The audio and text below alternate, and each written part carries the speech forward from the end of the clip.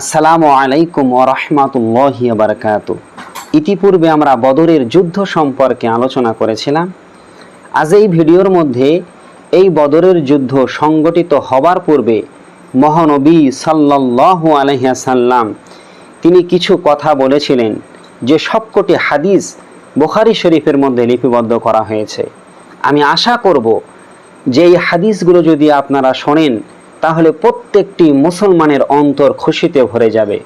এই জন্য যদি আপনারা মনে করেন যে হাদিসগুলো জানা দরকার, তাহলে অবশ্যই ভিডিওর সঙ্গে আপনারা জুড়ে থাকুন। এই বদরের যুদ্ধ সংগঠিত হওয়ার পূর্বে মহানবী সাল্লাল্লাহু আলাইহি ওয়াসাল্লাম তিনি অত্যন্ত চিন্তার মধ্যে ছিলেন। কারণ চিন্তা হওয়াটা খুবই স্বাভাবিক। যেখানে কাফের সৈন্য আবু জেহেল তারা 1000 সহস্র বাহিনী বদরের দিকে রওনা হয়েছেন মুসলমানদেরকে আক্রমণ করার জন্য। সেখানে মুসলমানদের সৈন্য দল হলো মাত্র 313 জন। তাদের সকলের কাছে আবার যুদ্ধের কোনো হাতিয়ার ছিল না। শুধুমাত্র 6 জন সাহাবীর কাছে যুদ্ধের জন্য তরবারি ছিল। আর কাফেরদের সকলের কাছে তরবারি, যুদ্ধের বর্মা, এসব কিছুই তাদের কাছে ছিল। তো মহানবী সাল্লাল্লাহু আলাইহি ওয়াসাল্লাম চিন্তার মধ্যে রয়েছেন, আল্লাহর কাছে সাহায্যের জন্য দুহাত তুলে দোয়া করছেন। হযরতে আব্দুল্লাহ ইবনে আব্বাস রাদিয়াল্লাহু তাআলা আনহু এই হাদিসটা বর্ণনা করেছেন, যেটা বুখারীর মধ্যে লিপিবদ্ধ করা হয়েছে। তিনি বলেন যে বদরের যুদ্ধের দিন মহানবী সাল্লাল্লাহু আলাইহি ওয়াসাল্লাম আল্লাহর কাছে দোয়া করেছিল, আল্লাহুম্মা ইন্নী আনশুদুকা আহাদাকা ওয়া ওয়া'দাকা, হে আল্লাহ, আমি আপনার সাবি ও অঙ্গীকার পূরণ করার জন্য আপনার কাছে প্রার্থনা করছি। কি প্রার্থনা? যে আল্লাহ, আপনি যদি আগামীকাল কাফেরদেরকে বিজয়ী দান করেন, তাহলে আপনাকে ডাকার মতো, আল্লাহ বলার মতো মানুষগুলো এই দুনিয়ার বুকে আর থাকবে না। নবীজি খুব দুঃখের সঙ্গে আল্লাহর কাছে এই দোয়াটা করছিলেন।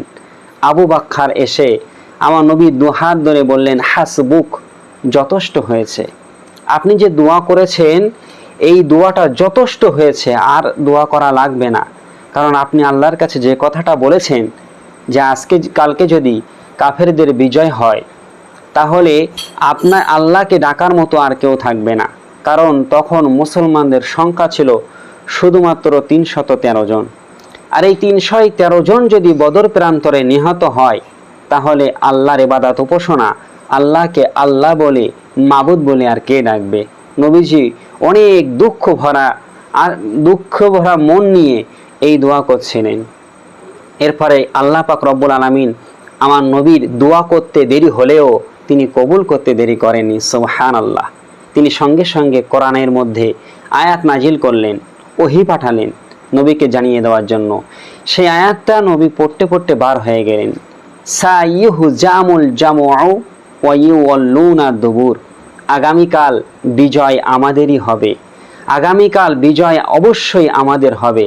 আর কাফেররা তাদের পিঠ দেখিয়ে যুদ্ধের ময়দান ছেড়ে পালিয়ে যাবে।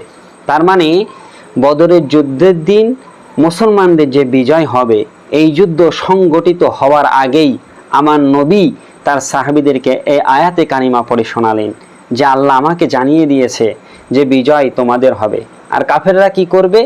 তারা পলায়ন করবে, পিঠ দেখিয়ে পলায়ন করবে।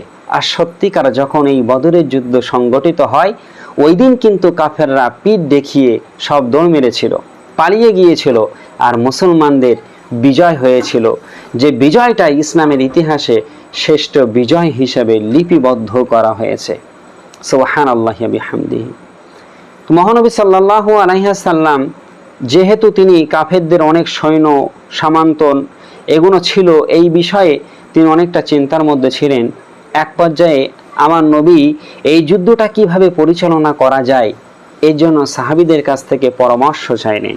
ও আমার সাহাবীরা, তোমরা আমাকে উপদেশ দাও, তোমরা আমাকে পরামর্শ দাও যে আগামীকাল কাফেরদের মোকাবিলা আমরা কিভাবে করব। এই সময় এক একজন সাহাবী এক এক রকমভাবে উত্তর দিচ্ছিলেন। আবু বকর সিদ্দিক বললেন, ইয়া রাসূলুল্লাহ, কালকে কাফেরদের সৈন্য যতই বেশি হোক না কেন, আমরা আপনার পিছন থেকে সরব না।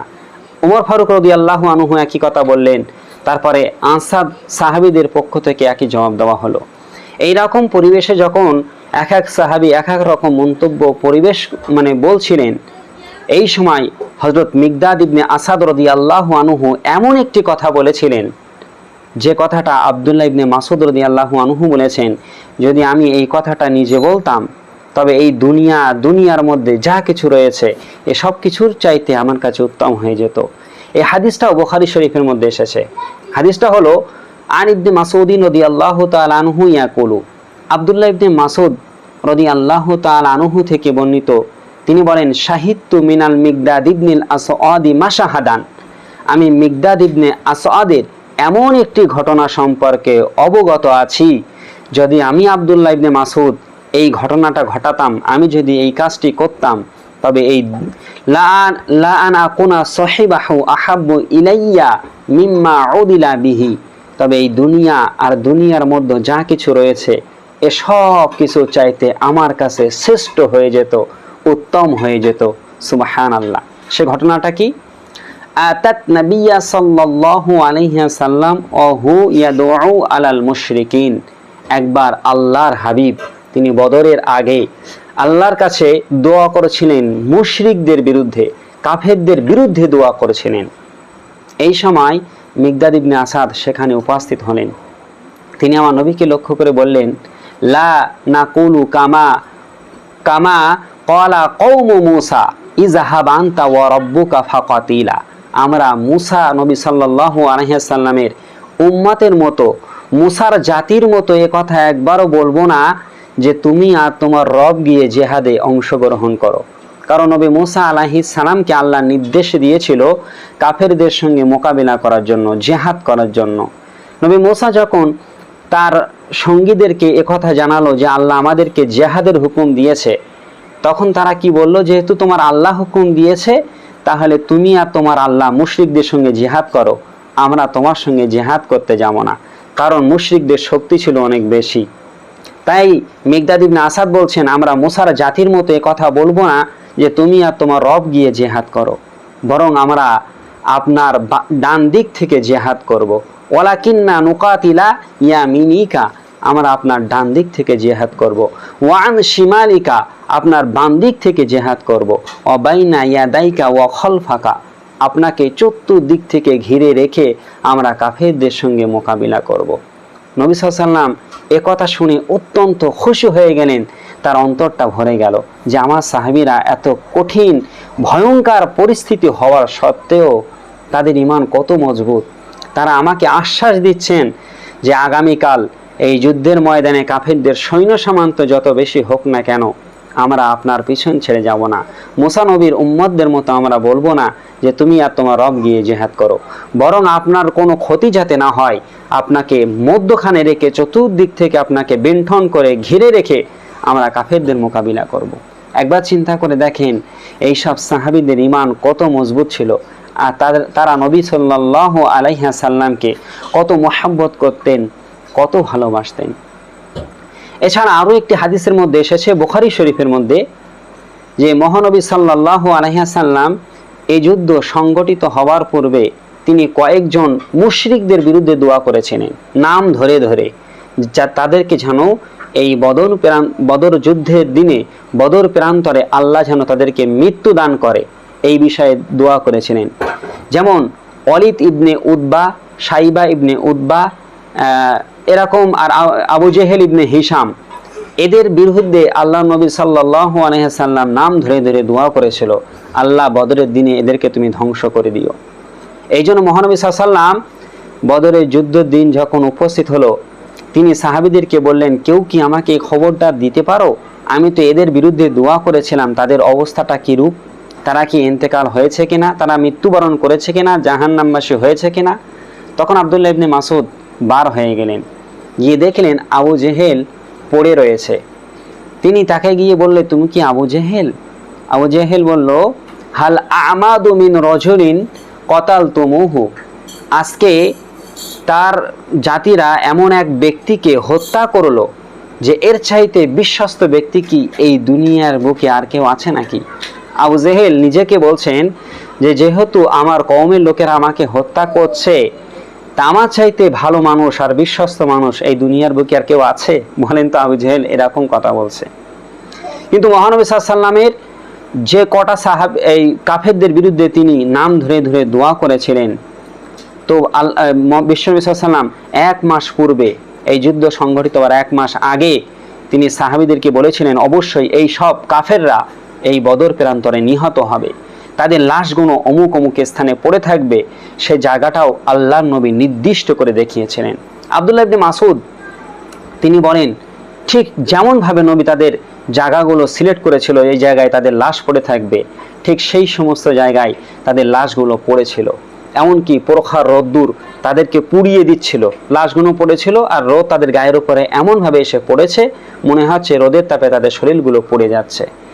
তো এই বদরের যুদ্ধ শেষে সকল কাফেরদেরকে একটি কূপের মধ্যে নিক্ষেপ করা হয়। আমার নবী সাল্লাল্লাহু আলাইহি ওয়াসাল্লাম সে কূপের ধারে গিয়ে দাঁড়ালেন, গিয়ে এই সকল কাফেরদের উদ্দেশ্য করে বলছেন যে আমি মুহাম্মদ সাল্লাল্লাহু আলাইহি ওয়াসাল্লাম তোমাদেরকে যে কথা বলতাম, যে আযাবের কথা বলতাম, এ সব কিছু আজকে কি তোমরা পাচ্ছ? সাহাবী হযরতে উমর ফারুক রাদিয়াল্লাহু আনহু বলেন, ইয়া রাসূলুল্লাহ, এরা তো মৃত্যুবরণ করেছে, এদের সাথে কথা বলে আর কি লাভ? তো আল্লাহ নবী বলেছিলেন তোমাদের থেকেও ওই সকল মৃত্যু বরণকারী কাফেররা আমার কথা অধিক ভালো শুনতে পাচ্ছে। কারণ বিশ্বনবী সাল্লাল্লাহু আলাইহি ওয়াসাল্লাম তাদেরকে অপমান করার জন্য এই সকল কথাগুলো বলছিলেন যে তোমরা বলতে পরকালে বলে কিছু নেই, সেখানে কোনো শাস্তি নেই। এখন দেখো আমি তোমাদেরকে যে পরকাল সম্পর্কে যা কিছু বলতাম, যে আযাব, যে শাস্তির কথা বলতাম সেগুলো তোমরা এখন পাচ্ছ কিনা দেখো। তাহলে বুখারী শরীফের হাদিস থেকে জানা যায় এই যুদ্ধে যে মুসলমানদের বিজয় হবে এটা আল্লাহ পাক রব্বুল আলামিন বহু আগে থেকেই জানিয়েছিলেন। তো বদর যুদ্ধ সম্পর্কে যেহেতু আমরা একটি ভিডিও বানিয়েছিলাম, আপনারা চাইলে সে ভিডিওটাও দেখতে পারেন, সেখানে আরও বিস্তারিতভাবে আলোচনা করা হয়েছে। তো আজকের এই ভিডিওটি দেখে যদি আপনাদের ভালো লাগে আর এই চ্যানেলে যদি নতুন হয়ে থাকেন অবশ্যই চ্যানেলটাকে সাবস্ক্রাইব করবেন। ইনশাআল্লাহ অন্য কোনো দিন আপনাদের সাথে আবার দেখা হবে। আল্লাহ হাফেজ।